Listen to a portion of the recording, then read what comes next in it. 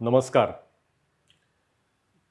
Parent अकॅडमीच्या निमित्ताने आपण लहान मुलांच्या मनाबद्दल अभ्यास करणारे, मनाच्या आजारांबद्दल अभ्यास करणाऱ्या अनेक लोकांची ओळख करून घेतली. आज आपण ज्या व्यक्तीबद्दल बोलणार आहोत, ती खरं या सर्व गंगेच्या उगमस्थानी असलेली व्यक्ती आहे. जिच्यामुळे मुलांचा वेगळा अभ्यास सुरू झाला आणि मुलांचा वेगळा अभ्यास करण्याची गरज आहे. मुलं म्हणजे छोटे ॲडल्ट्स नव्हे. ॲडल्ट्सचीच मिनिएचर व्हर्जन म्हणजे मुलं नव्हे, तर मुलं ही एक वेगळी एंटिटी असते. मुलांचं स्वतःचं वेगळं अस्तित्व असतं आणि मुलांच्या मनाची वाढ ही वेगळ्या प्रकारे होत असते आणि ते ॲक्च्युअली मोठे ॲडल्ट होईपर्यंत ते वेगळ्या पद्धतीने त्यांच्या मनाचे संस्कार आणि मनाचं कार्य चालतं, हे पहिल्यांदा दाखवून देणारी ही व्यक्ती आहे. ही व्यक्ती जर जन्माला आली नसती, तर कदाचित आपण लहान मुलांचा जो वेगळा विचार करतो त्यांच्या मनाचा, तो केलाच नसता. आणि इतकं फंडामेंटल काम करणारी ही व्यक्ती, ही एका प्रचंड मोठ्या वटवृक्षाच्या छायेमध्ये जन्माला आली, त्याच्यामध्ये वाढली आणि त्या वटवृक्षापेक्षा स्वतःचं स्वतंत्र अस्तित्व जिने निर्माण केलं, तिच्याबद्दल आपण बोलतो आहोत. पुन्हा एकदा गंमत अशी आहे, की या मोठ्या वटवृक्षाचं नाव तुम्हाला सगळ्यांना माहिती असणार आहे. पण त्याच्या छायेमध्ये जन्माला आलेल्या आणि त्याच्यापेक्षा प्रचंड मोठं स्वतःचं वेगळं अस्तित्व निर्माण करणाऱ्या व्यक्तीचं नाव तुमच्यापैकी अनेक जणांनी ऐकलेलं सुद्धा नसेल. तिच्या कामाबद्दल तुम्हाला माहिती असणार आहे. मी जेव्हा तिच्या कामाबद्दल सांगेल तेव्हा तुम्ही म्हणाल, "अरे, आम्ही तर हे ऐकलेलं आहे. आम्ही हे सायकॉलॉजीमध्ये वाचलेलं आहे. पण हे या व्यक्तीचं काम होतं, हे आम्हाला माहिती नव्हतं."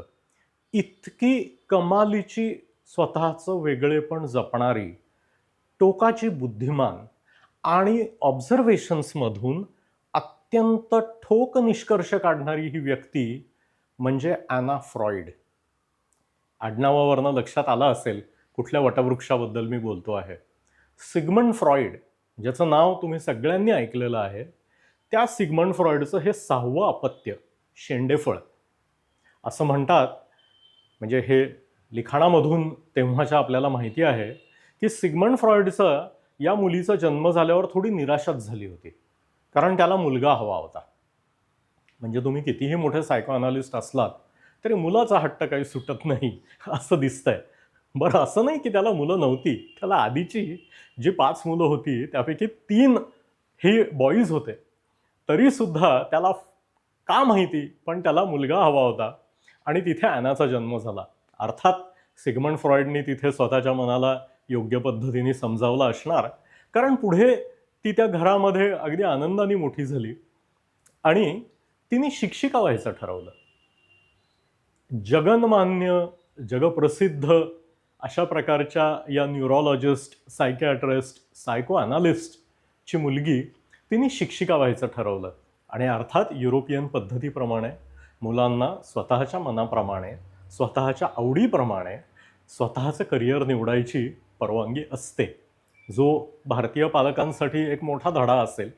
पण हे त्या काळी अगदी प्रत्येक घरामध्ये होत होतं आणि त्याप्रमाणे ती शिक्षिका झाली. ती लहान मुलांना शिकवायची, शाळेमध्ये शिकवायची. इतकंच नव्हे, तर जी ऑर्फन होम्स होती, तिथेही ती काम करायची. आणि हे सगळं करत असताना, मुलांचं ऑब्झर्वेशन करत असताना, तिला मुलांच्या मनामधलं वेगळेपण यामध्ये खूप इंटरेस्ट निर्माण झाला. वडिलांची पुस्तकं ट्रान्सलेट करायची, वडिलांचे लेख ट्रान्सलेट करायची ते काम करायची. कारण सिग्मंड फ्रॉइडची मातृभाषा ही जर्मन होती आणि त्याची जी नैसर्गिक भाषा होती ती शेवटपर्यंत जर्मनच राहिली. त्यामुळे त्याच्या पुस्तकांचं इंग्रजीमध्ये ट्रान्सलेशन करायचं काम ॲना करायची, बरंचसं लेखन ॲना करायची. त्यामुळे तिला सायको ॲनालिसिस या कन्सेप्टची खूप उत्तम जाण होती. त्यातच तिच्या मुलांचं ऑब्झर्वेशन करताना लक्षात आलं, की ह्याच्यात काहीतरी वेगळं आहे. ॲडल्ट सायको ॲनालिसिसबद्दल मी जे वाचते आहे, माझे वडील जे लिहिता आहेत, त्यांचे सहकारी ज्या गोष्टी बोलत आहेत, त्यापेक्षा मुलं वेगळी असतात. आता कल्पना करा, तुमचे वडील आहेत सिग्मंड फ्रॉइड. त्यांनी ही सायको ॲनालिसिसची अख्खी थिअरी मांडलेली आहे. जगभर त्यांचे विद्यार्थी आहेत आणि त्यातून स्वतःला सायकोअनालिसिसमध्ये फॉर्मल ट्रेनिंग नसताना फक्त स्वतःच्या ऑब्झर्वेशन्सच्या जोरावर यामध्ये काहीतरी कमी आहे आणि ती भरून काढायचं काम वेगळ्या पद्धतीने करावं लागेल, हा विचार करण्याची, तो विचार ठामपणे मानण्याची आणि त्या विचारावर काम करून त्यावर पुस्तकं लिहिण्याची आणि ते तिच्या वडिलांकडूनही मान्य होण्याची पूर्ण प्रक्रिया ॲना फ्रॉइडनी केली. किती मोठी हिंमत आहे, किती प्रचंड मोठी बुद्धिमत्ता आहे आणि वैज्ञानिक विचारसरणीवर, वैचारिक तात्विक विचारसरणीवर या व्यक्तीचा किती विश्वास असला पाहिजे हे तुम्हाला त्यावरनं कळेल. तिने लहान मुलांच्या हॉस्पिटल्समध्ये काम केलं. मागे एका एपिसोडमध्ये आपण जॉन बॉल्बीबद्दल बोललो आहे. बॉल्बीवर सुद्धा, बॉल्बीच्या कामावर सुद्धा ॲना फ्रॉइडचा खूप मोठा इन्फ्लुएन्स होता. ते एका वेळेस साधारण काम करणारी लोकं होती, पण ॲना फ्रॉइडचं ह्याच्यातलं काम हे जास्त फंडामेंटल मानलं जातं. सर्वात महत्त्वाच्या ज्या तिने काही गोष्टी शिकवल्या आपल्याला, ती खरं लिस्ट खूप मोठी आहे. मी त्या सगळ्या एकत्र इथे तुम्हाला सांगूसुद्धा शकणार नाही, कारण काही तास, काही दिवस आणि काही मोठे ग्रंथ त्याच्याबद्दल लिहावे लागतील. पण ज्या अगदी महत्त्वाच्या तुमच्या माझ्या कामासाठी लागणाऱ्या गोष्टी आहेत, त्यातल्या काही गोष्टी मी तुम्हाला सांगतो.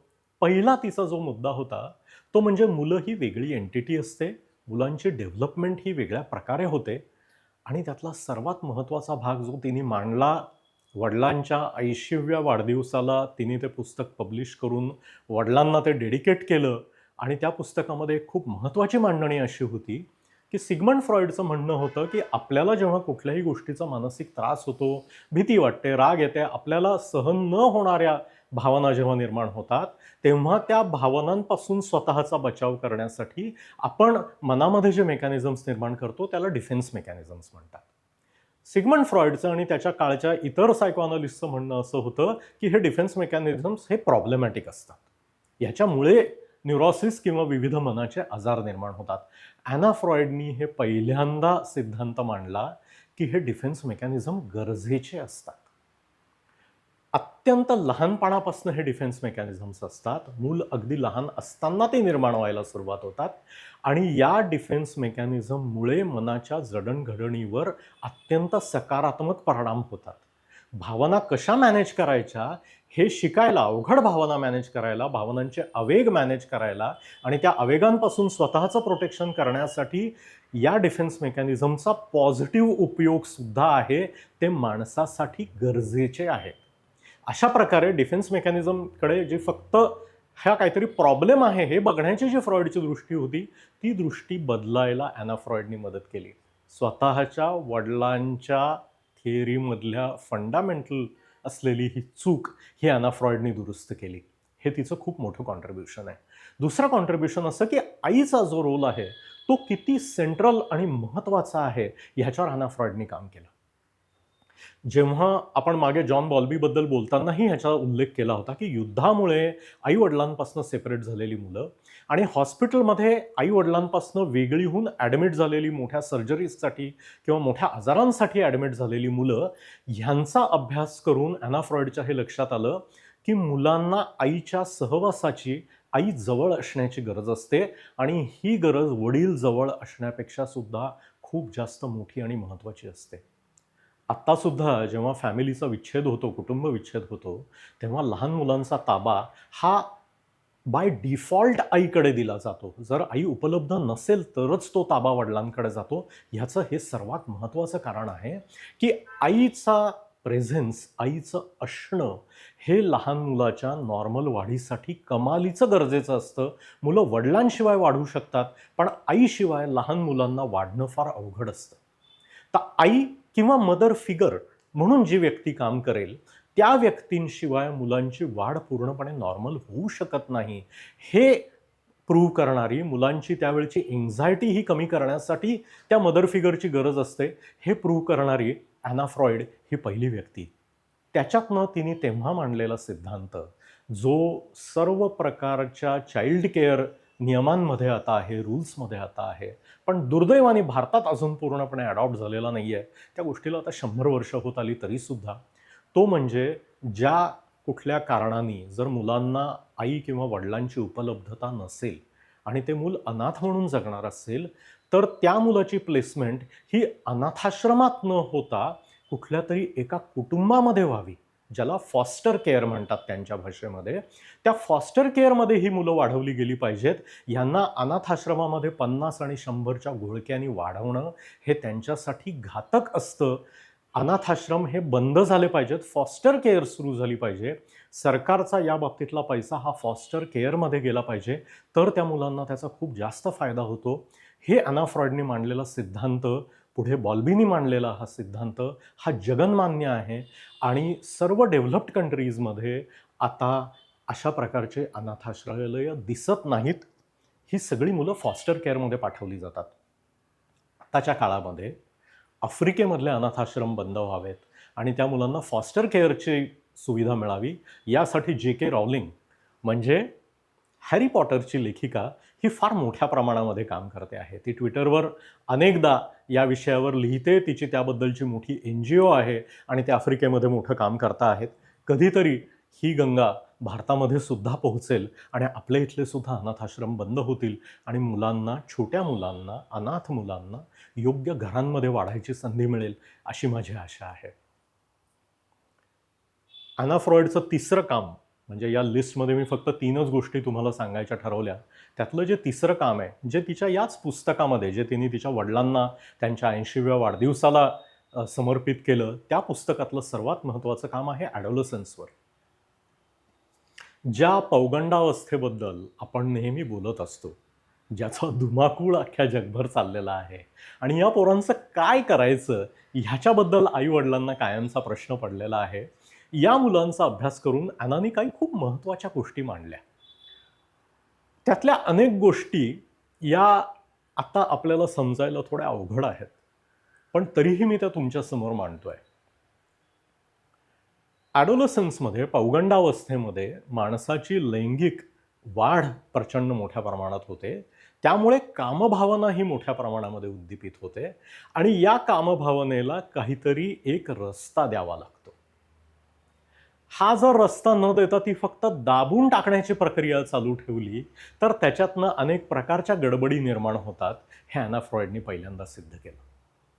ॲडोलसन्सबद्दल दुसरी एक गोष्ट तिने अशी सांगितली की 2 परस्पर विरोधी भूमिका आलटून पालटून घेणं, म्हणजे एकीकडे भयंकर भोगवादी होणं आणि दुसरीकडे भयंकर त्यागवादी होणं, या कमालीच्या परस्पर विरोधी भूमिका एकाच वेळेस वेगळ्या वेगळ्या स्फिअर्समध्ये किंवा आलटून पालटून वापरणं, हा ॲडोलसन्सचा मूलभाव आहे. त्यामुळे मुलं जी कमालीची टोकीची भूमिका घेतात, काही दिवसांनी ती पूर्ण बदलतात, दुसऱ्या टोकाची घेतात, परत ती बदलतात आणि वेगळ्या टोकाची भूमिका घेतात, ज्याचं आपल्याला भयंकर आश्चर्य वाटतं. हा त्यांच्या नैसर्गिक वाढीचा त्या वयाचा भाग आहे. हे ॲना फ्रॉइडनी पहिल्यांदा आपल्याला शिकवलं. आपल्या आईवडिलांपेक्षा स्वतःची वेगळी एंटिटी निर्माण करण्यासाठी, स्वतःचं वेगळं व्यक्तिमत्व निर्माण करण्यासाठी, स्वतःचं वेगळं अस्तित्व बनवण्यासाठी फक्त त्या डेव्हलपमेंटल स्टेजची गरज, अर्थात अनकॉन्शियस, मनाच्या अंतर्मनामध्ये चालणारे हे सर्व गोष्टी आहेत.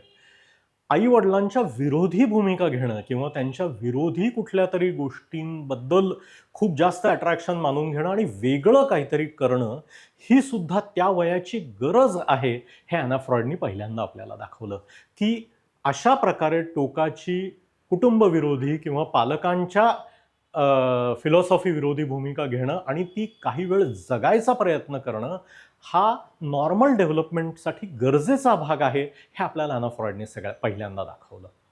आणि हे आईवडिलांनी ॲक्सेप्ट करणं, त्याला लटका विरोध करायचा असेल तर करावा, त्याला तात्विक चर्चा करायची असेल तर करावी, पण त्यामुळे मुलांशी नातं न तोडणं, मुलांना न झटकून टाकणं, हा त्यातला फार महत्त्वाचा भाग आहे. हे देखील ॲना फ्रॉइडने आपल्याला दाखवलं. तर अशा प्रकारे मी ॲना फ्रॉइडबद्दल खरं तर तासनतास बोलू शकतो. तिने लहान मुलांचं वेगळं केलेलं काम, मुलांचं ॲनालिसिस हे कसं वेगळ्या प्रकारे करावं लागतं, त्यांचं खेळणं म्हणजे त्यांचा प्ले पॅटर्न, त्यांनी काढलेले ड्रॉइंग्स, त्यांना पडणारी दिवास्वप्न आणि त्याच्याबरोबरची मुलांशी होणारी चर्चा, ह्यातनं मुलांच्या मनाबद्दल काय काय कळतं, अशा अनेक गोष्टी, म्हणजे अक्षरशः लहान मुलांचं मन समजावून घेण्याची जी अख्खी प्रक्रिया आहे, या प्रक्रियेचा स्रोत, त्याचा उगम ही ॲना फ्रॉइड आहे. आणि इतक्या प्रचंड मोठ्या, हुशार, विद्वान आणि जगभरात प्रसिद्ध असलेल्या वडिलांच्या त्याच घरामध्ये वाढून तिने शांतपणे स्वतःचं वेगळ्या पद्धतीने काम केलं, वडिलांच्या कामामध्ये सुधारणा केल्या आणि अख्ख्या जगाला पुढे जन्मभर पुरेल आणि मुलांच्या चांगल्या वाढीसाठी ज्याचा उपयोग होईल, कुटुंब एकत्र टिकून राहण्यासाठी ज्याचा उपयोग होईल, आईचा रोल हा त्या वाढीमध्ये सेंट्रल असेल आणि त्याच्या भोवती हे सगळं गुंफलं जाईल. या सर्व गोष्टींचा उगम हा ॲना फ्रॉइडपाशी आहे. तिची ही ओळख, तिच्याबद्दल जरूर वाचा.